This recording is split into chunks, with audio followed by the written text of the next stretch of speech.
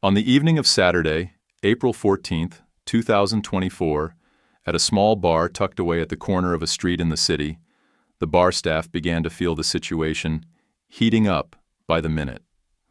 The focal point was a woman in a red shirt with disheveled hair, her voice carrying louder than the background music. After drinking just a little alcohol, enough to make her forget some basic social rules, she turned the peaceful bar into a chaotic stage. Seeing the prolonged disturbance, the bar staff lost patience and decided to call the police, hoping that they could finally cool down the situation. About 15 minutes later, 2 police officers walked into the bar, their eyes cautious and faces devoid of any humor. Their gaze quickly swept across the crowd, who were staring wide-eyed, before resting on the main character, a woman swaying unsteadily, muttering something like an artist lost in her performance. She was holding a cocktail glass, waving it around as if giving a speech to an imaginary audience. Her eyes were bright, both drunk and aggressive, and with every word she spoke, a giggle would echo from somewhere in the bar. Upon seeing the police enter, she immediately changed roles, standing straight with a defiant expression, and began performing her special act for the new audience. "Oh, are you here to watch me perform? Well, welcome," she shouted, her voice dripping with sarcasm, her eyes sparkling as if she had just found a new source of amusement. Her hand kept pointing, pretending to be serious, while her voice drowned out the music. The police moved closer, trying to maintain their composure. One officer gently suggested, "Ma'am, we just want to make sure everyone is safe. Could you step outside with us for a moment to talk?" But the polite words only added fuel to the fire. She immediately reacted violently, pushing the officer's hand away as if deeply offended. Her eyes widened, her voice harsh. "Don't touch me! Who do you think you are?" Her voice rang out with anger, constantly emphasizing her freedom. She waved her hands around wildly, nearly spilling her cocktail on a nearby bar staff member, forcing him to jump back. Seeing the situation escalate further, the other officer tried speaking more sternly. "Ma'am, we're going to have to ask you to leave the bar immediately. If not, we will have to take further action." But it seemed like this threat only made her explode more. She screamed, "I have the right to be here! This is my night! You don't have the right to kick me out!" During the struggle, she began to thrash around more violently, sending her handbag flying. The bag tumbled to the floor, spilling its contents everywhere, from her phone and keys to a few lipsticks rolling around. The scene only added more drama as she swatted the police officer's hand away once again, screaming like a diva during the climax of a performance. The people in the bar stood around, both shocked and unable to suppress their laughter at the chaotic situation. Some even pulled out their phones to record, flashes lighting up everywhere while she continued to perform, as though the stage was entirely hers. In the end, the police had no choice but to use more forceful measures. One officer stepped forward and grabbed her arm, gently but firmly pulling her outside. She continued to struggle, screaming as though she were being treated unfairly, while the people around her just stood by with smirks or eager expressions. Despite the officer's best efforts to remain patient, everything had completely spiraled out of control. One officer gently touched her shoulder, hoping to escort her out peacefully, but immediately she jerked away, yelling as if she had been attacked. "What right do you have to touch me? I'm an artist. I have the freedom to express myself. This is my art. Do you understand?"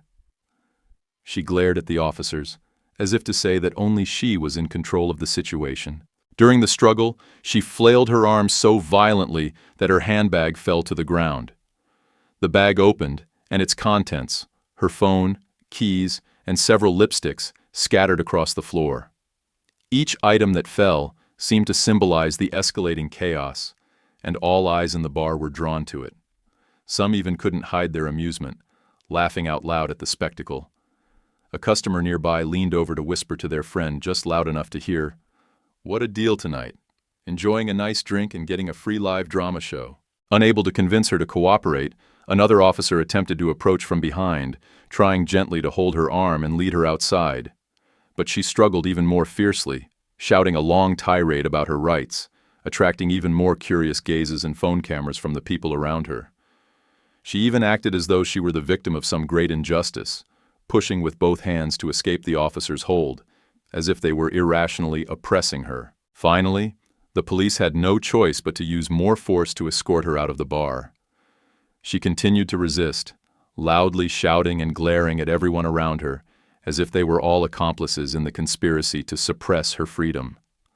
But just as the police were about to put her in the car, another group of people appeared.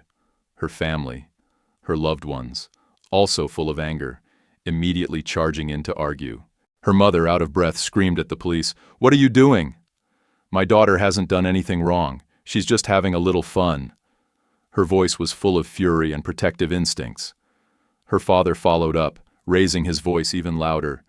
"This is abuse of power. You can't treat my daughter like a criminal. This is a bar, a place for fun. Why does it have to be a crime?" The rest of the family also chimed in, shouting as if every word they spoke confirmed their daughter's rights and innocence. The atmosphere grew increasingly tense and exhausting.